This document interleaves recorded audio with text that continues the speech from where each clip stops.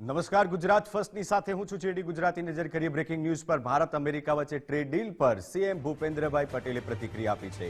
Trade ડીલથી વિશ્વને નવા ભારતની શક્તિનો પરિચય મળ્યો છે.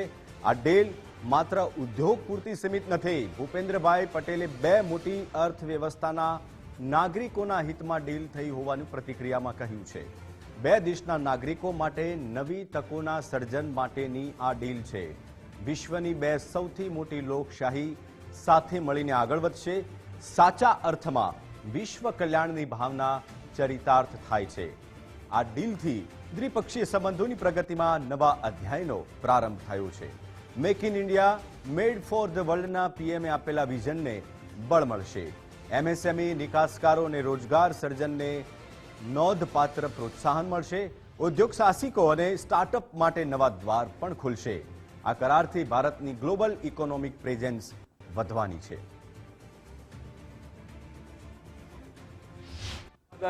યશસ્વી વડાપ્રધાન શ્રી નરેન્દ્રભાઈ મોદીના નેતૃત્વમાં ભારત અને અમેરિકા વચ્ચેની ટ્રેડ ડીલ એ વિશ્વની નવા ભારતની શક્તિનો પરિચય છે. આ ડીલ માત્ર ઉદ્યોગ પૂરતી સીમિત નથી, પરંતુ બે મોટી અર્થવ્યવસ્થાના નાગરિકોના હિતમાં અને નવી તકોના સર્જન માટેની ડીલ છે. જ્યારે વિશ્વની બે સૌથી મોટી લોકશાહી સાથે મળીને આગળ વધે ત્યારે સાચા અર્થમાં વિશ્વ કલ્યાણની ભાવના ચરિતાર્થ થાય છે.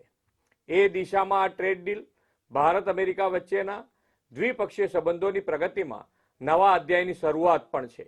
આ ડીલના પરિણામે make in India, make for world વડાપ્રધાનશ્રીએ આપેલા વિઝનને વધુ બળ મળશે.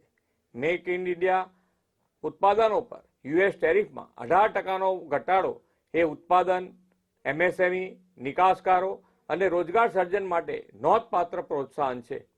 ઉદ્યોગ સાહસિકો અને સ્ટાર્ટઅપ્સ માટે વિશ્વના વ્યાપક બજારો માટે નવા દ્વાર ખુલશે.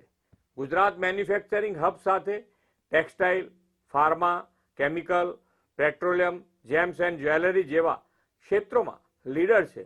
ભારત અને અમેરિકા વચ્ચે થયેલા આ ઐતિહાસિક કરારથી આ સેક્ટર્સના ઉત્પાદનોના એક્સપોર્ટને પ્રોત્સાહન મળશે. એટલું જ નહીં, ગુજરાતના મેન્યુફેક્ચરિંગ સેક્ટર્સ અને એમએસએમઈ સહિતના વેપાર ઉદ્યોગને સીધા લાભ થશે.